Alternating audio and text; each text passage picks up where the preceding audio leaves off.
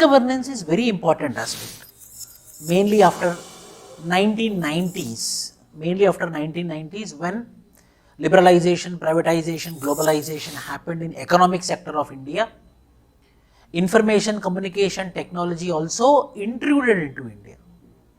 Information communication technology also entered into India. But administration was late to accept information communication technology. Banking sector is one of the sector which was forefront. Private sector is one sector which was forefront to accept this information communication technology. Late, by 2000, by 2001, by 2002, slowly, the state government, the central government started accepting information communication technology into administration. Information communication technology into administration. So this addition of information communication technology into administration is called as electronic governance. What is e-governance means? Yes, every government having the target of providing good governance to the people through electronic platform, through electronic media is called as e-governance, electronic governance. So in this particular process of electronic governance, information communication technology is used as a platform in order to deliver the services, public service delivery mechanism. So in the process of public service delivery mechanism, how we are using electronic industry or how we are using electronics as a platform is all about e-governance. So as usual, before every topic we will discuss the previous year's question so that we can understand the pattern of the question. Discuss the utility of e-governance in the Indian context. 2004, it was the beginning of e-governance in India. E-Sevas, Me-Sevas started from 2000 itself. So 2004, 2005 itself. So discuss the utility of e-governance. Utility of e-governance means advantage of e-governance, significance of e-governance, purpose of e-governance. So first we have to write the first paragraph, what is e-governance. Then we have to write about the characteristics of e-governance. Then you have to mention about the utility point wise. What is the utility means what are the functions of e-governance. Second question, e-governance initiatives by the UPSC 2011. Why? Because UPSC is also a government system, government administration. Till 2005, they were been taking only offline applications, not till 2004, till 2009. Till 2009, they were been using only offline applications. We used to go to the post office. I myself, I used to go to the post office, I used to fill in the post box, then in the application form, then we used to put in the post box. We are not guaranteed that whether it is going to UPSC or not. 2009, 1 decade back. Then what happened, UPSC also started taking reforms, 2010, 2011, for the first time the applications in electronic form. The results also. Before 2009, in 2004, 2003, in UPSC they used to put the list and that list used to slowly it come in the newspaper in the next day morning. That was the result. Till 2000s. So, e-government, why? Because we are into the UPSC, Union Public Service Commission, 2011 they asked the questions. What are the initiatives taken by UPSC? Citizen charters. Though citizen charters have been formulated by many public service delivery organizations, there is no corresponding improvement in the level of citizen satisfaction and quality of services being provided. Yes. So citizen charters is almost all the public service delivery mechanisms or public service delivery organizations, they adopted citizen charters. But whether the people are satisfied, because if I put the time, for example, if I give a timetable, if I give a proper rules and regulations, oh, you are very happy in the beginning, yes, this particular teacher or this particular place, they are giving timetable, they are giving rules and regulations, fully motivated, but implementation is lacking. If implementation is lacking, no one is bothered about it. Whether the students will be satisfied, in the same way the citizens also will not be satisfied. Why? Because what is citizen charter? Citizen charter is a list of commitments. Citizen charter means a chart in which the objectives of the organization, objectives of public service delivery will be mentioned. And what it will be mentioned, within how many days the targets will be reached. For example, caste certificate. We are going to provide you caste certificate. This many days. Tahsildar is the officer whom you have to reach. So everything is provided in the form of a chart. Then what? I know I will not get any confused. So I will directly go into the office. After going to the office, I will see, yes, I want caste certificate. How many days they are going to take? 1 week. Okay, 1 week. Who is the officer I have to meet? Tahsildar. So I will ask him, where is a Tahsildar room? So he will tell, go to that place. So it's very clear.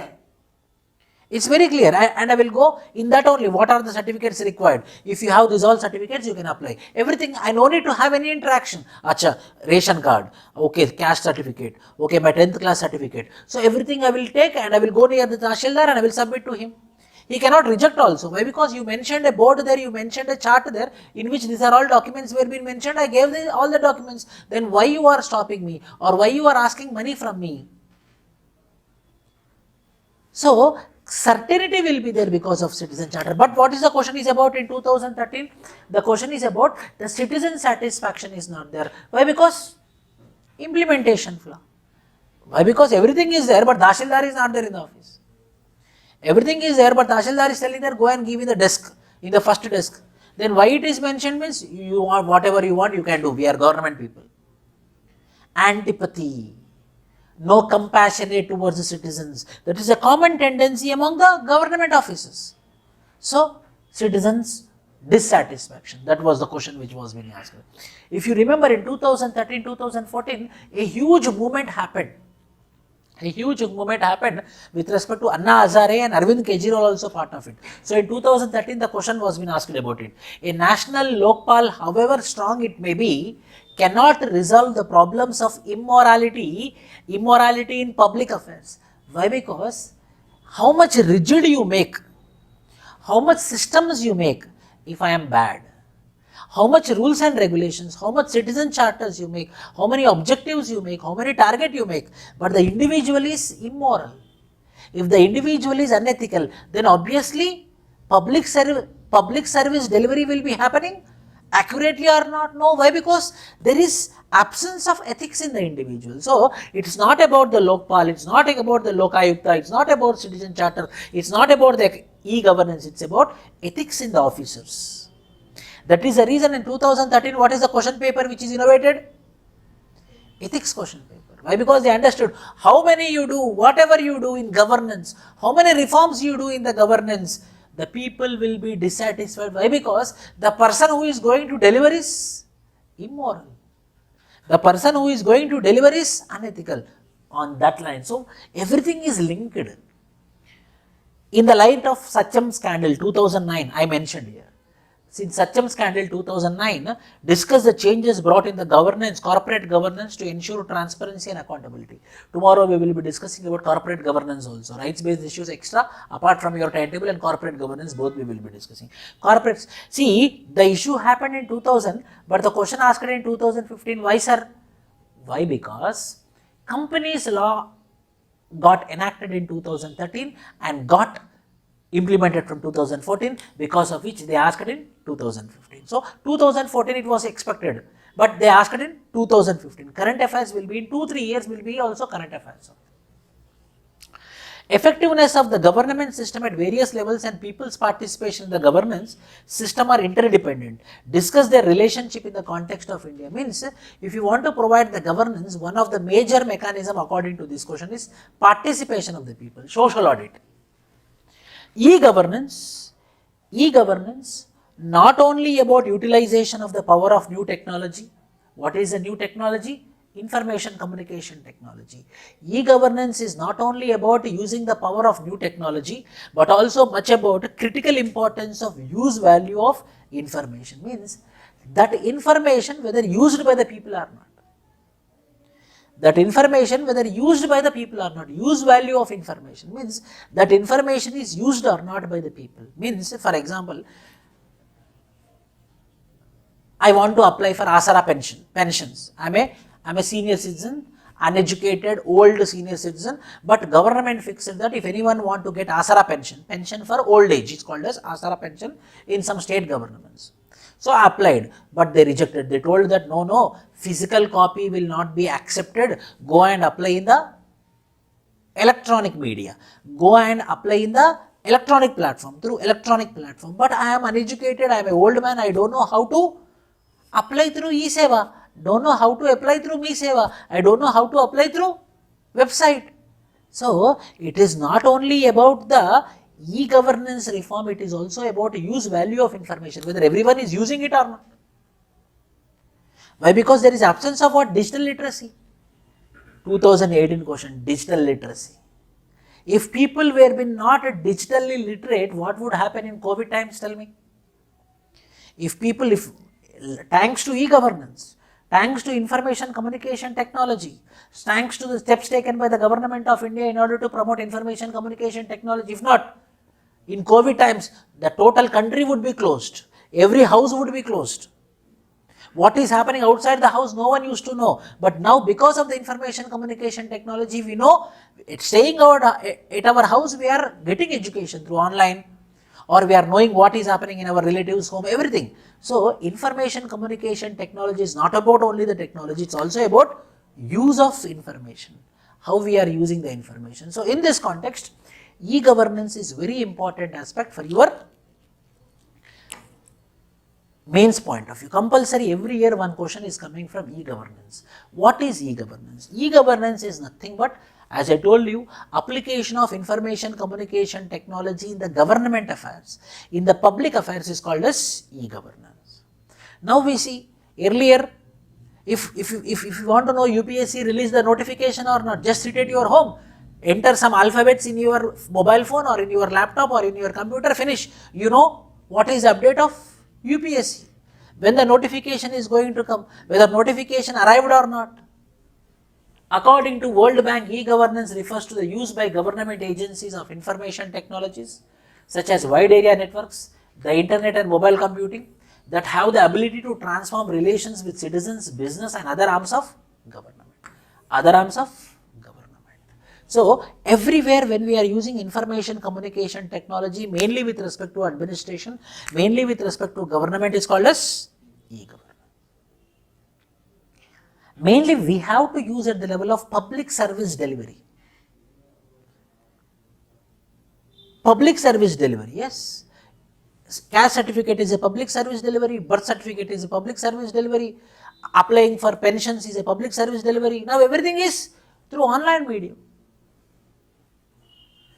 These technologies can serve a variety of different ends, like better delivery of government services to the citizen, improved interaction with the business and industry, citizen empowerment through access to information, or more efficient government management. For example, this is also one of the a measure of e-governance. I am a government employee.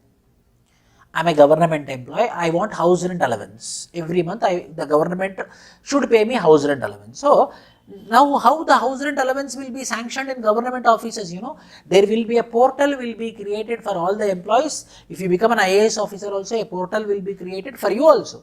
Any allowance if you are going to take other than which is under your hand, from secretariat level, higher level, then you have to enter into your portal, then the information will go to the sanctioning authority, then the sanctioning authority will sanction, then the money will be created in your account.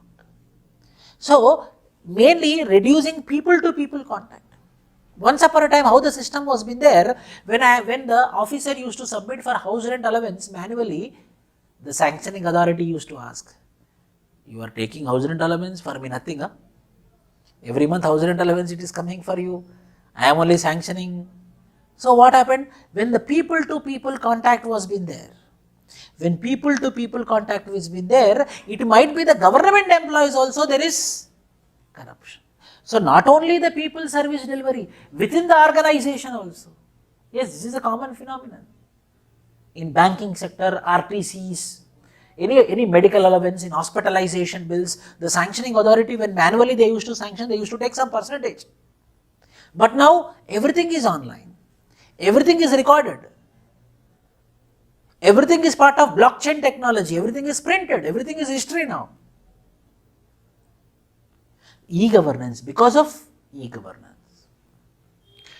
4 pillars of governance. There are 4 pillars of governance. One is called as process. Establishing a process. Step by step. I will tell you one. When you are applying for UPSC application, if one If one column, if you don't submit, if one column, if you don't fill, whether your application will submit or automatically it will submit. One column also important. One column also important means what? A process got established. A process got established. But if I am giving you manually, so one column you missed. If I know the person whom I am going to submit it, hey, it's okay, no man, I am giving signature, no, done. So, when the people to people contact is there, there is manipulation of process. When information communication technologies, process cannot be manipulated. So, process got established. E-governance is for people. E-governance is mainly because of technology. It is the resources. So, the 4 pillars of e-governance, if you want to use the e-governance properly, people should use the resource by technology for the sake of, in the form of processes. So, process, people, technology, resources. These are the 4 pillars of e-governance.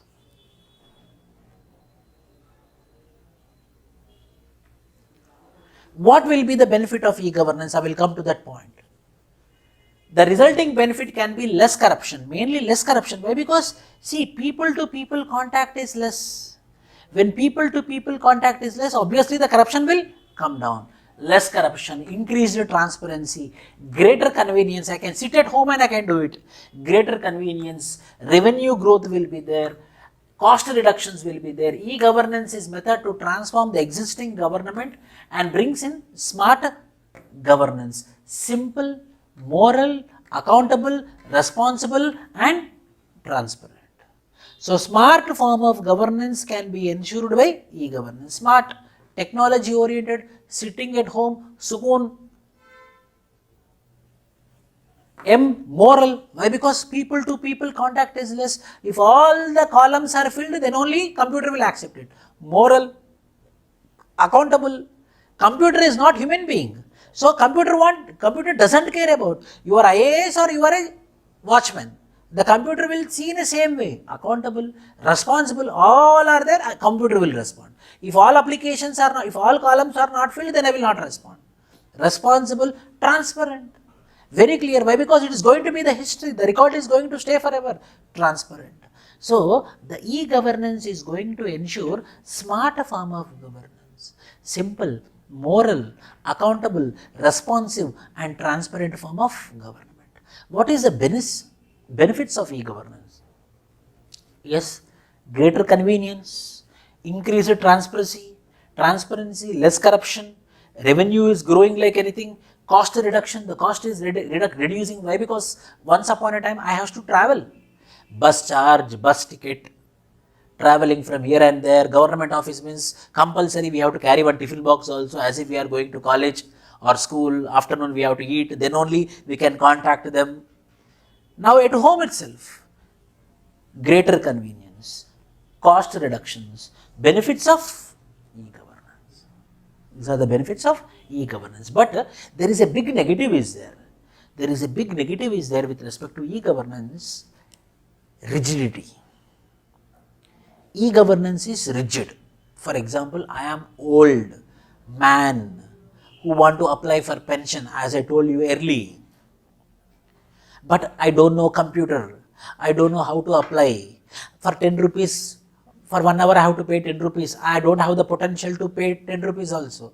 But the internet person is asking 10 rupees per hour if they want to fill in the internet. I become vulnerable. Why? Because I don't have the knowledge. So when I go, there is a chance that they might reject me. Sometimes they don't have antipathy towards me because I don't have digital literacy. Sometimes they might fill the form wrong.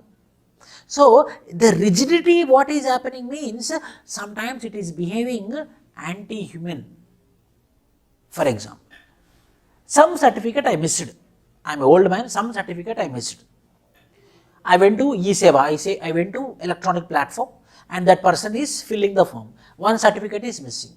But he can see me, I am old, 80 years old, I am vulnerable, he can see me. But the computer is not accepting. Why? Because computer want what? Computer want process. Computer want certificates. Everything is there, then only the computer will be submitted. If the person who is entering the computer also, he might be sympathetic, but the computer will not be sympathetic.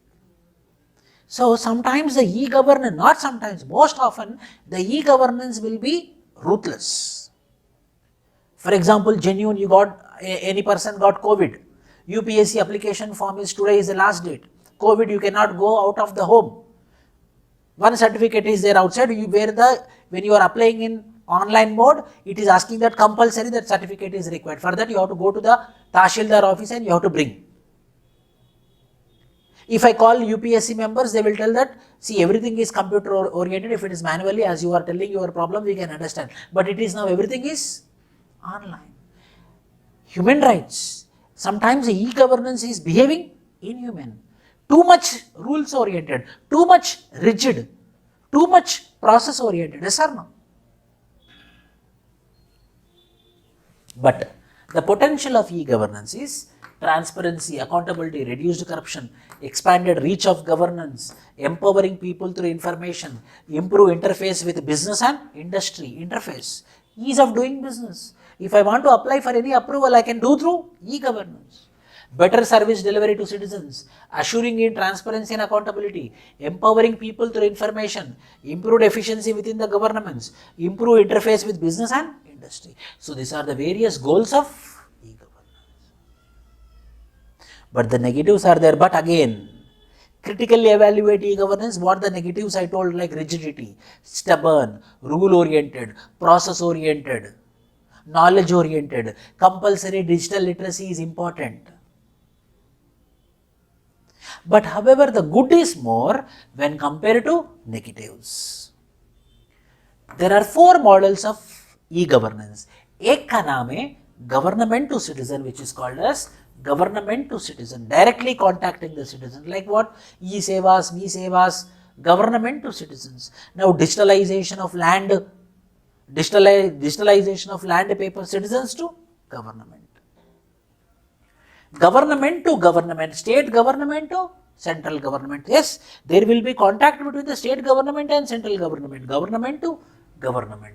Similarly, there will be government to business, ease of doing business for the sake of approval. Government to employees, as I told you, HRA, human resource, house rent allowance, human resource management, one portal will be there. So, online registration of applications, online copies of land records, online filling of complaints, availability of any kind of online information, computerization of land records, Department of Land Resource, Bhumi project in Karnataka, online delivery of land records, Gyandoot, Madhya Pradesh, Lokavani project in Uttar Pradesh. This is very successful project, case study you can write. First project in India, before central government also, there is one project in Karnataka which is called as Bhumi project in Karnataka, which digitalized all land records. In Telangana or in Madhya Pradesh, they started now. 2 years back they started, but Karnataka 6-7 years back only they did it and they completed digitalization of land records of whom? Citizens. So government to citizens. Once upon a time when we are buying any agriculture land, we don't know any land, agriculture land or non-agriculture land. If we are buying the land, we don't know how many cases are there on that land. Whatever this real estate fellow or broker told that, we used to believe it.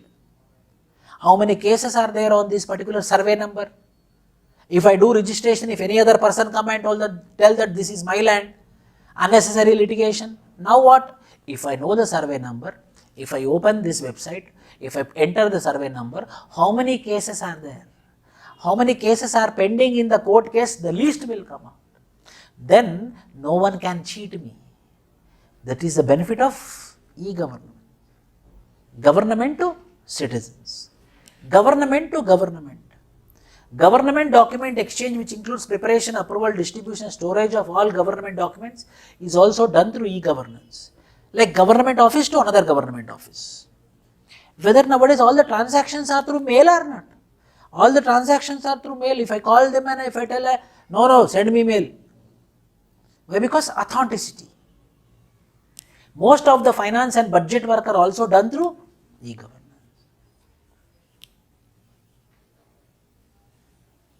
Nirmala Sitharaman, now she will come with a small computer.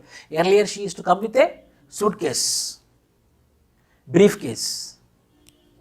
Most of the finance initiatives like Kajani project, in Karnataka, public finance management system, e-Samiksha, government to government. Means how much funds are coming.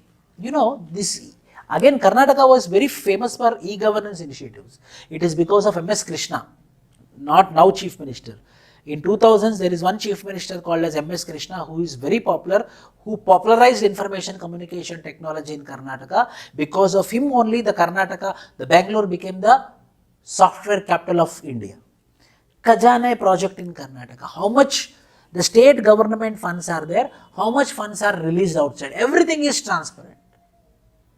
So all the government also can know about it, people also can know about it. Government to government,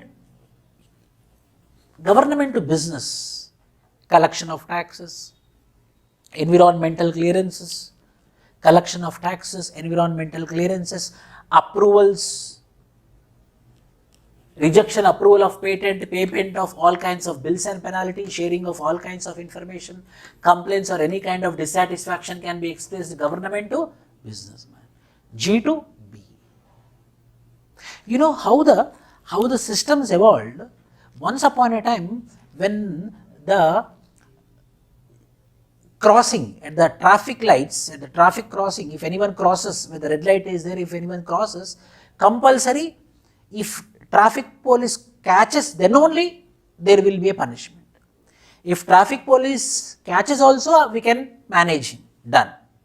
But now if traffic police take a photo, if he is not taking a photo, the systems are established such a way that the traffic lights itself is taking the photo of level crossers. Not only that, once upon a time when I want to pay the penalty, compulsory the person used to go near the court and pay in cash. But now sitting at home in Paytm also we can pay the fines also. Government fines also. Government to citizen, government to business. All types of business transactions, approvals, patents we can get through. Yes. Government to employees, like house rent allowance, petrol allowance. Yes. Bank, for example, if you take any public sector bank, they will be giving you petrol allowance, they will be giving you newspaper allowance. Simply you will not get it. You have to enter into the governance portal, like HRMS portal will be there. You have to enter into the HRMS portal, then it will go to the sanctioning authority, he will sanction, then you can take the money. It will be credited in your account. Government to employees. This model increases the transparency between government and its employees and thus strengthen the relationship.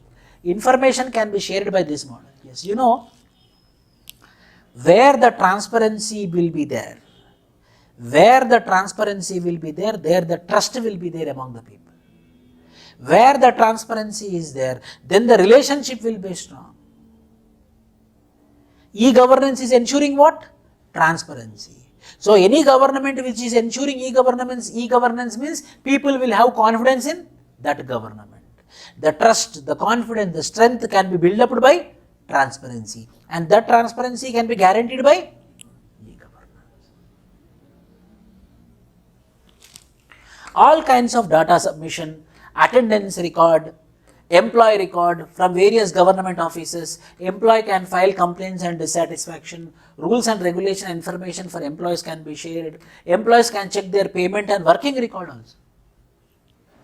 If you become, after you become an IAS officer, every month, how we will get invoice for the goods which we buy, you will get a salary slip.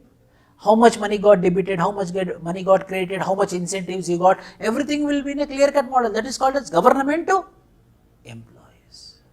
So these are the four models of e-governance. Then government का measure क्या है? Government measure क्या है? Before that, 9 pillars of digital India.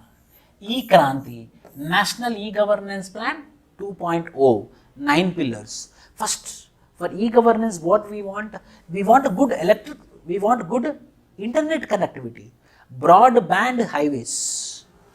Broadband highways means not a mobile internet, Wi-Fi's, through broadband, through wire. Broadband highways. Universal access to phones, the phones also. Nowadays everything we are operating through phones, universal access to phones. Public internet access program. Everyone should have the access of internet. E-governance, reforming government through technology. Now all the activities, you know, except some departments, 90% of all the departments are digitalized. State governments, central governments, 90% of all the departments are digitalized. Means everything is reformed. Everything is through e-governance. E-governance. E-Krantri, electronic delivery of services. Electronic delivery of services. Whether your marks you are getting as a memo or you are getting marks as a printout sheet. UPSC. You are getting like a PDF. It's a printout sheet. And that PDF is valid. That PDF is having the same value. Electronic services of delivery. Now all the services will be delivered not physically but digitally. Information for all, that is very important. Information for all. Now, you know, this 21st century is called as information world. Information is wealth now. It's not industries. It's not agriculture. It's not about manufacturing also. It's all about information. Who is going to have the information is knowledge. That person is going to rule the world. Can you talk about this Elon Musk 4 years back? 3 years back, do you know this Elon Musk? No. Now we are hearing only that person's name. Why? Because he is a person who had information, who had knowledge. Hence he is Amazon also. No one thought that we will be sitting at home and some delivery will be happening. And because of the delivery everything we will be getting at a home place. Food also, no one bothered it. Means what? Information for all. So everything should be open. Electronics manufacturing. But the problem is in India, the big problem is very good. These all are good. Then sir, whether in India we have laptops, whether in India we have mobile phones, if you are promoting e-governance means indirectly you are promoting laptop companies. Indirectly you are promoting mobile phone companies. But in India we don't have mobile phone companies. In India we don't have laptop companies. Means again we are depending on imports. When we are depending on imports, what is happening to our foreign exchange? Our foreign exchange is reducing.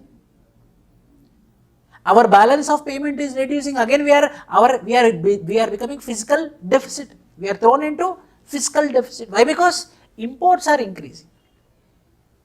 Already we don't have oil, we are importing oil. Now electronic goods also we are importing. Why? Because who are the giants in electronic goods? Japan, South Korea, China.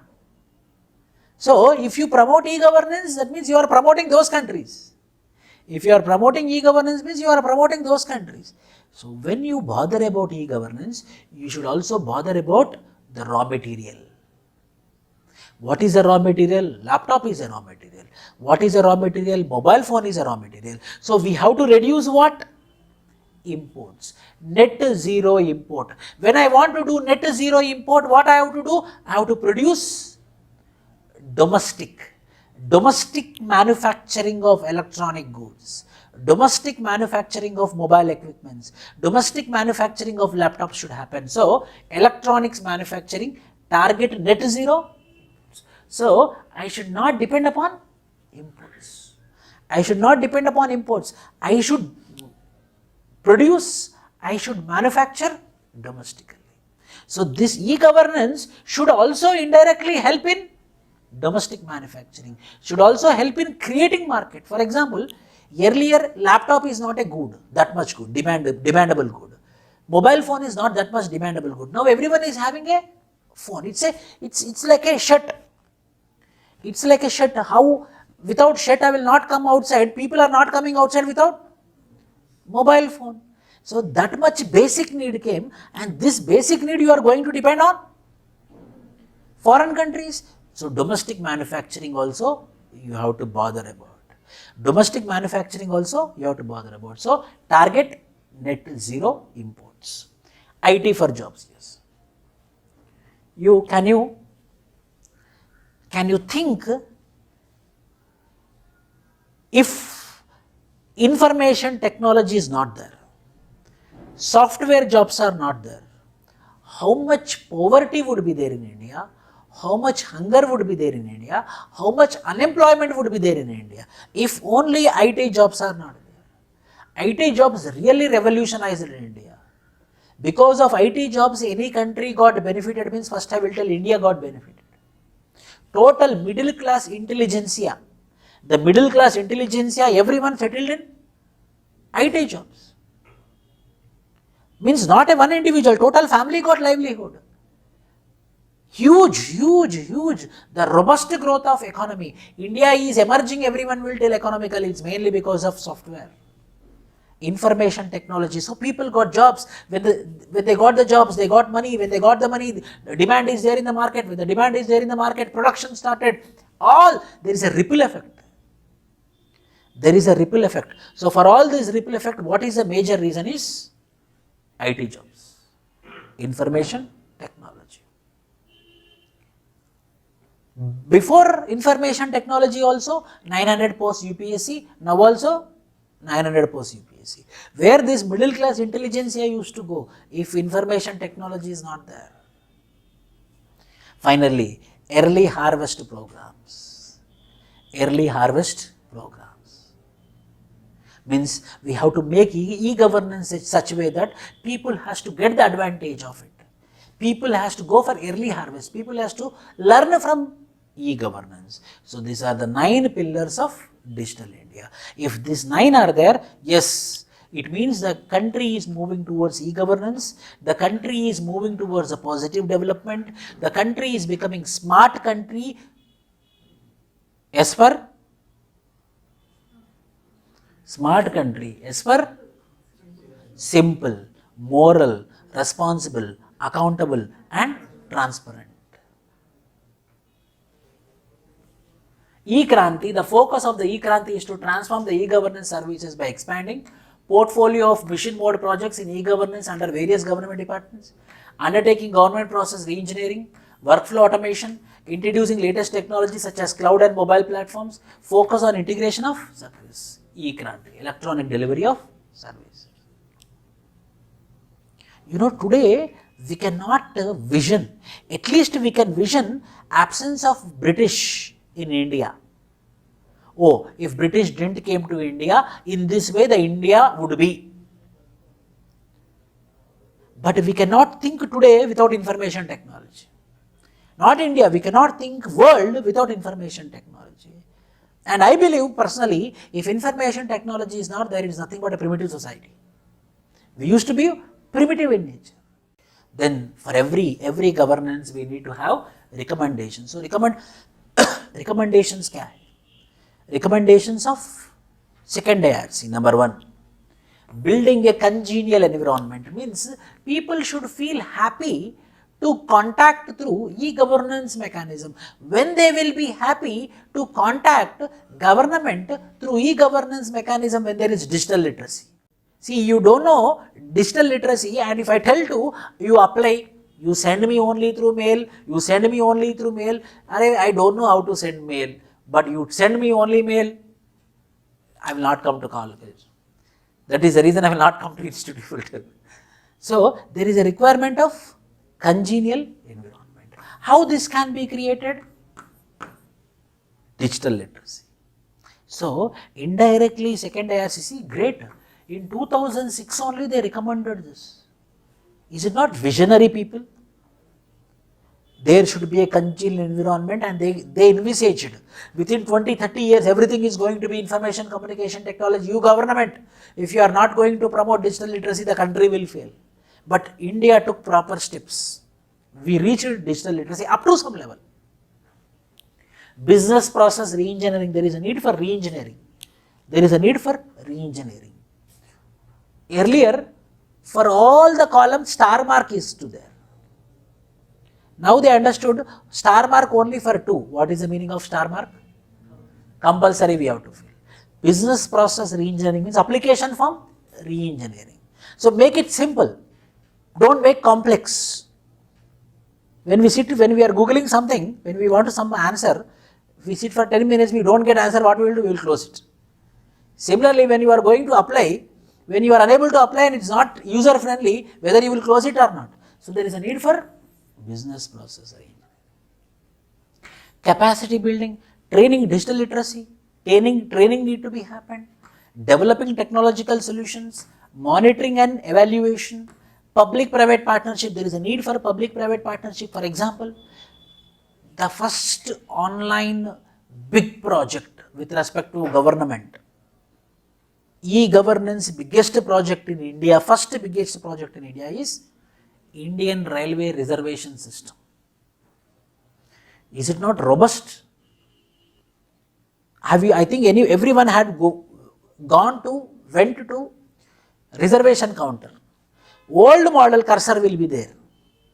1, 2, passenger, PNR number, old model cursor. The first biggest e-governance project is Tata's, who designed reservation system in India, Indian Railway Reservations. Public-private partnership. Tata partnered with Indian Railways. Protecting critical information infrastructure assets, not only just creating e-governance, you have to protect it. For example, public sector banks. Money is there, people's money is there. If any hawk or any intruder enter into the server of Punjab National Bank or SBI, he can take complete money. Recently, one of the cooperative bank, Mahesh Cooperative Bank, near Hyderabad, nearly 50 crores were being taken away. So, that critical infrastructure need to be protected. The common support infrastructure, e-sevas, having me-sevas, citizen service centers, mission mode project on computerization of land records. So, these are the recommendations. Second ARC told that computerization of land records should happen so that there should not be any litigations. You know, most of the litigations in civil courts are land disputes and marriage disputes. No other disputes. Only 2 disputes are very, very common. One is marriage dispute, other is land disputes. So, when digitalization is there, whether the litigations will come down or not, 100% will come down. So, these are the recommendations of second ARC. Main aim of e-governance is ease of governance leading to ease of living of people. This is essential for the emergence of new India. Everything should be ease. Ease of governance essentially means ease of access to governance, where public policies are people-centric with empathetic and responsive government mechanism with ear on the ground and connects far more effective. One example of such governance is fifth move by the Ministry of Aviation to ask airline operators, you know, what we expect from the government. Finally, what we expect from the government. For example, what I will expect, which is common with you also. I want a simple administration. I want easy administration. I want my work to be done within the time frame. And I want the work to be transparent, accountable and responsible. That's it. And nothing more I want from you. If you give this, I very happily I will pay the tax. If you provide me this, I am very happily, very, very happily I will pay the tax. Advanced taxes I will pay. For example, I will tell you. Once upon a time, when airline ticket, for example, tomorrow morning I need to go to Delhi, for example. I ticket the book. Ticket booking has been completed. Tomorrow morning my flight is there. Suddenly something happened in my family and it got cancelled. I should not go. So, you know, the total fare of the ticket, 10 days prior also, not 24 hours, okay, I can understand. 10 days prior also, complete fare of the ticket would not be given back. Complete cancellation. Whether when I want to book again, whether I will think or not. In traveling airlines, whether I will think or not. Whether the airline industry will lose the business or not. Why everyone is going to Amazon, not for any shop? Why, you know? 10 days return policy is there. Confidence is there. If I don't know, I will use it for 2 days. If it is not useful, I will return it back. My money will be back. Because of which Amazon is becoming popular. So, ease, simplification, no teaching, no cheating, 100% satisfaction. So, simplification should be there. Ease of doing business should be there. Ease of governance should be there. That is the main target of e-governance.